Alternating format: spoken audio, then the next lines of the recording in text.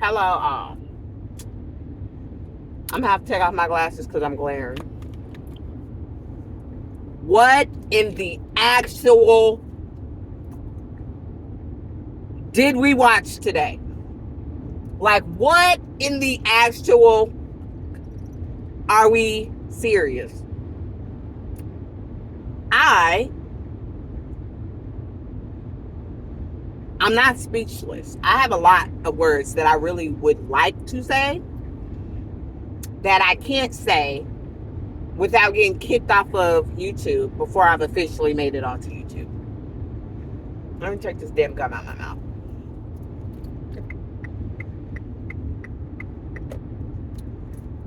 Holy hell.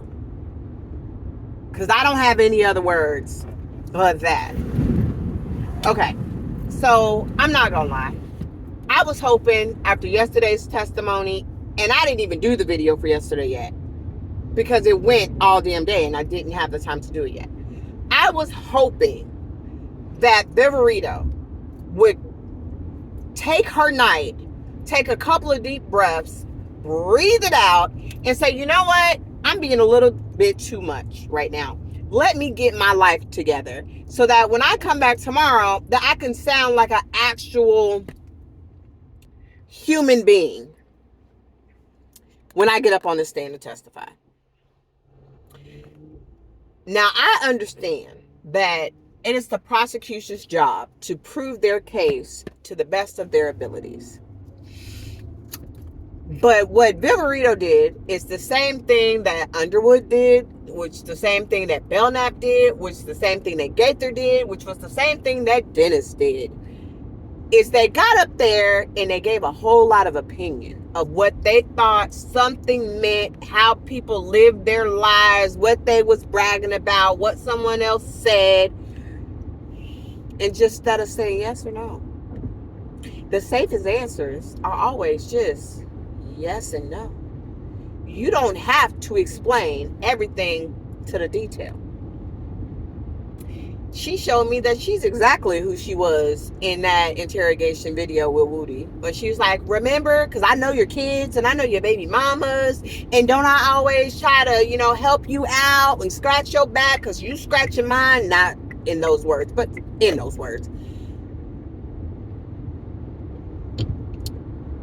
Ugh! Oh my God. That woman was so insufferable.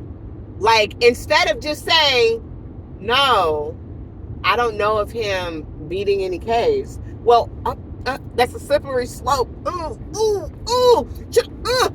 Help, please. And from what it sounded like, Sharp was saying, we're going to mistrial this thing. And the judge is like, no, we not, because we're on the 1 yard line and this is a touchdown to throw the ball now. And she's like, oh, well, I'm just trying to protect his rights, Your Honor. No, you weren't. No, you weren't. You weren't trying to protect his rights. You were trying to explain your story. And I'm just put this in this video because it was what it was. The explaining of the Cormavius Nichols Instagram story. I would have loved to see Harvey argue that. Oh my God. I would pay cash money to see Harvey argue those words on the screen for his client. I am not kidding you. That would have been a treat. Legitimately, that would have been a treat. But Shar kind of did it in his place. Did he say those words? Or he chose those words. Did he choose those words? He chose those words. Sharp played that video today twice, or maybe it was 3 times. Had Knight rewind it and play it back, rewind it and play it back. And he could not get all of those words on the screen at that time the way she did. And he questioned her about it. You had to been waiting. And she admitted, no, I took it several times. So, and then I just gave the one that had all those words right there together at the same time, collectively, that painted the picture that we wanted it to paint because it was relevant to what we wanted it to be relevant for. Shart played that video of them at that light. And I said this out loud. I said this out loud.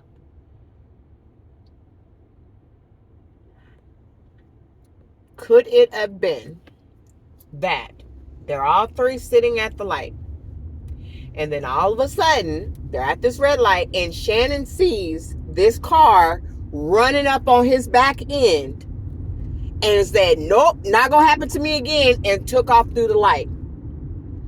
The dude that's the Jamal Drinks guy in the left-hand turning lane looks up and realizes that the car next to him blew through the light, thinking that, oh my God, the light may be green, let me go. And then seeing, nope, it's still red, and being like, nope, let me hit the brake again. And then the car that actually ran up on them being the car that may have shot into the car. I argue this. I'm telling you, I argued this with Big T. And he was like, yeah, I can see that. And I played that video back to back for him so many different times. Look at this. Is this possible? Yeah. I mean, clearly Shannon has PTSD from that happening. Because as soon as I'm telling you, I can see that car coming up like, oh, that car is dooming. He's like, nope, not me, not today, not gonna happen. That could be the ops. Let me blow this light.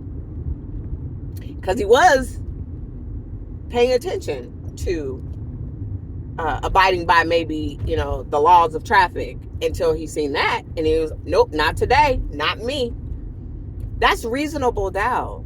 You could say it was him, but it could very easily not have been him.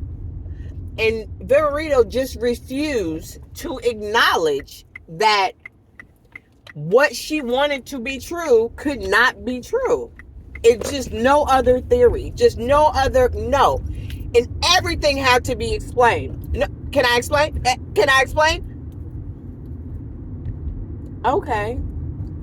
And then Max Shard just, on some, okay, I'm gonna let the DA have it back.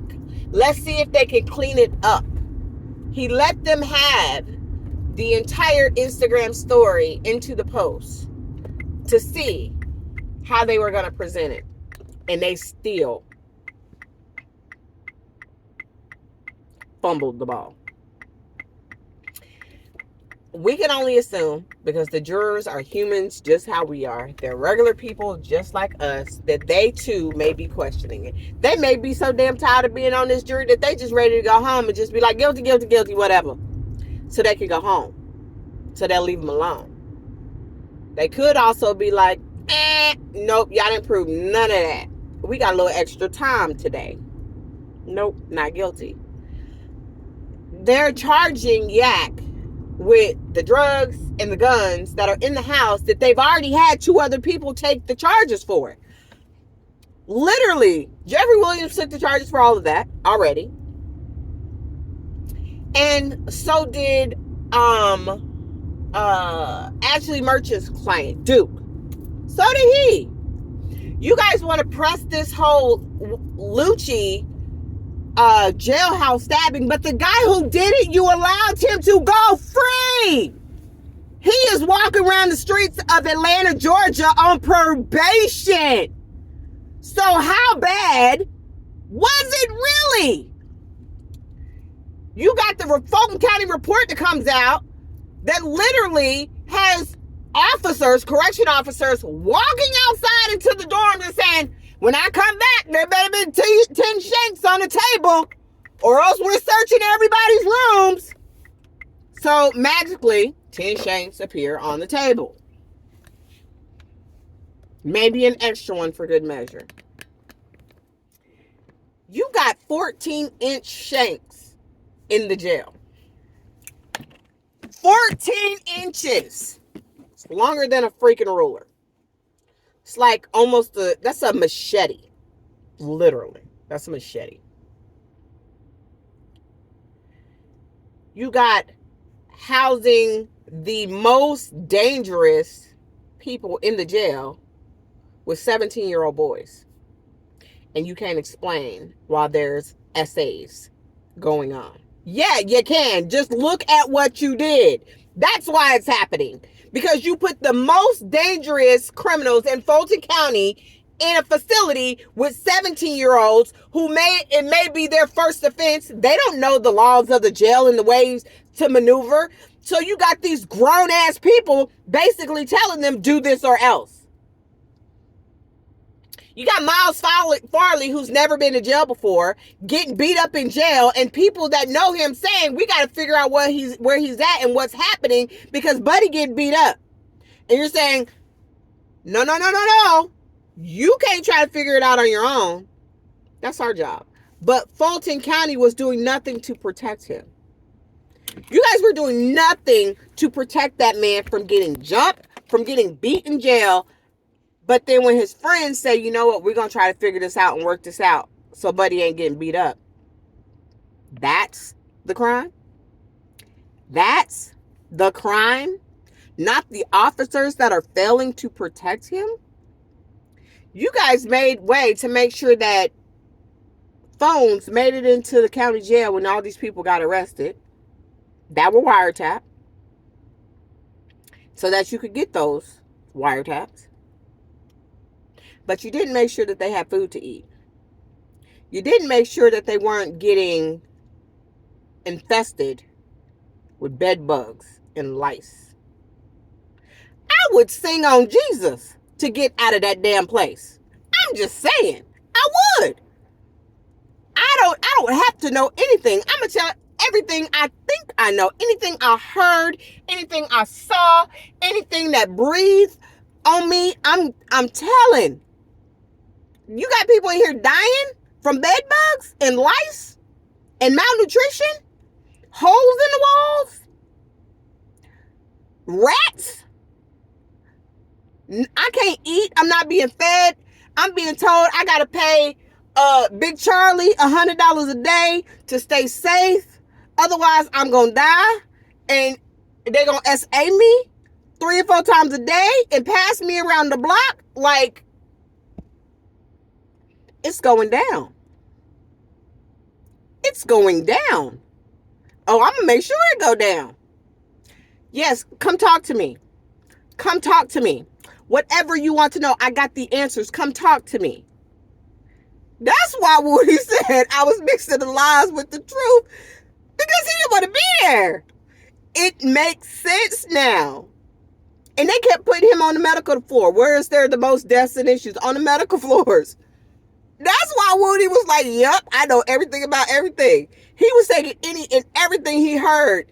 Yep, I got a story to tell. Get me out this jail. Of course, it makes sense now. The messiness didn't stop there. Viverito, in her female wisdom, run up on Kayla talking about, that's going to be the last time you call me a hoe. Well, why are you watching her lives? You're not supposed to be watching anything connected with the case. But you watching her lives to know she talking mess about you. It's giving, and I'm going to be just a messy for a moment. And I'm doing this because I'm a woman. And I'm a black woman at that. And yes, I claim rights to it because of those 2 things. It's giving, I may have had your man. It is. It's literally giving the burrito man been on the Shannon train for a minute. He a pretty boy. He is. Seems like he could kind of smile and finesse his way in and out of a situation. It's giving very much so. The burrito was here for it. For a minute. It's giving very much so. Angry woman. I don't know. I ain't got no facts. But the tension may be, he ain't smashing me no more, he's smashing you. But whatever. That's my 2 seconds to that. Okay, I'm done. But I was really hoping, that Doug would bring it up. He didn't. I'm kind of glad in all reality, I'm kind of glad that he didn't bring it up. More so because the sun just started glaring right where I'm sitting. More so, I'm really happy he didn't bring it up because I feel like that would open another can of worms. But Hilton was kind of trying to regain some her constitution. I don't know the word to use for it, but she was trying to regain the situation. And she was like, that's neither here nor there. No, this has nothing to do with nothing. But then her body's messy ass. Well, it's because Kayla Bumpus is married to Shannon Stillwell and she represented Kenneth Copeland. He let her. He did. You think he didn't know? You really think that? He let her.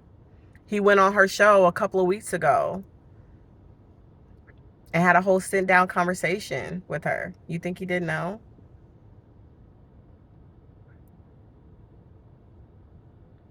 I believe it was Love that once argued Brian Steele making an objection for a witness that Adams was crossing. So I found it very interesting that a body kind of jumped in to try to help save Hilton when it was Hilton that was supposed to be doing all of the arguing. But that's neither here nor there. You know, I guess if we were being messy, we were all going to be messy.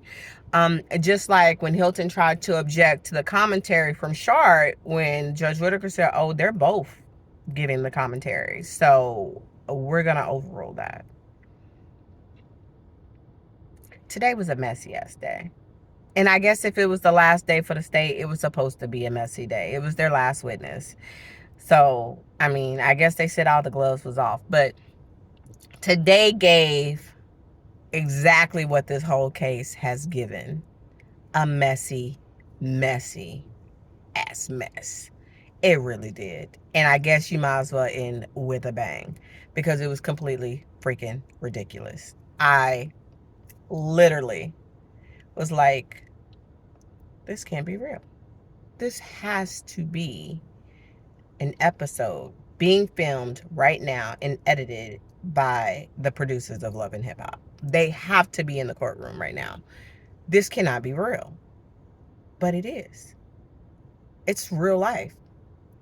And even the DAs in Fulton County don't have enough decorum and professionalism to present nor end a case respectfully.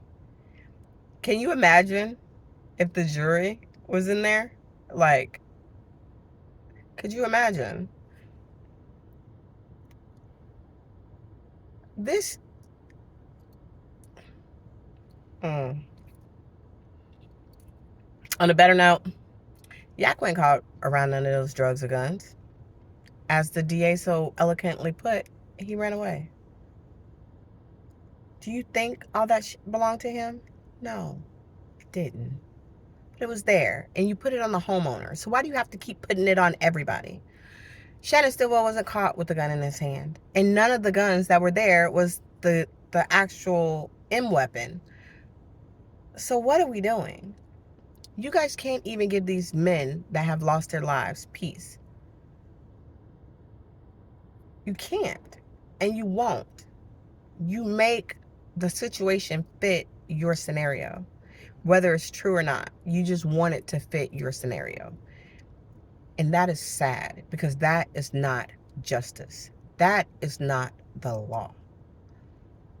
That is twisting the law in the worst way.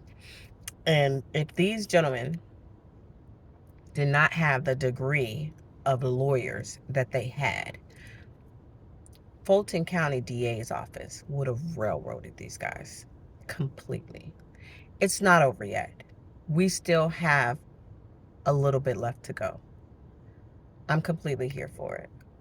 But if anybody who cares is watching this show, like I'm watching this show, regardless of what happens, the DA's office of Fulton County has proven that they need a complete overhauling. And I see, this is why they told Love to take a back seat. Because could you imagine her presenting for Verita? Which she would have because she did the Dauber hearing. They had to get Love out of here because Whitaker more than likely called Fonnie and was like, I am going to declare a mistrial if you don't get this woman out of my face. I cannot do her anymore. And Hilton is not very far behind. But thank God this portion of the case is almost over. But I'm very interested to watch the next 6. And I do hope they film the next 6 because that seems like it's going to be just as interesting as this 6 were. Like, share, subscribe, guys. I know I've been away for a while, but school has been kicking my butt and my focus has had to be focusing. It doesn't mean I wasn't creeping in lives, but I was here, there, and everywhere. I was in my not Williams shadow, of course, but I really was having to focus on school. I had a couple of projects that were due that were requiring all of my extra undivided attention. And yeah, like, share, subscribe, turn on those notification bells so when I upload, you will be notified. And I will see you hopefully this Saturday for another messy Kanisha rant. Love you guys. Bye.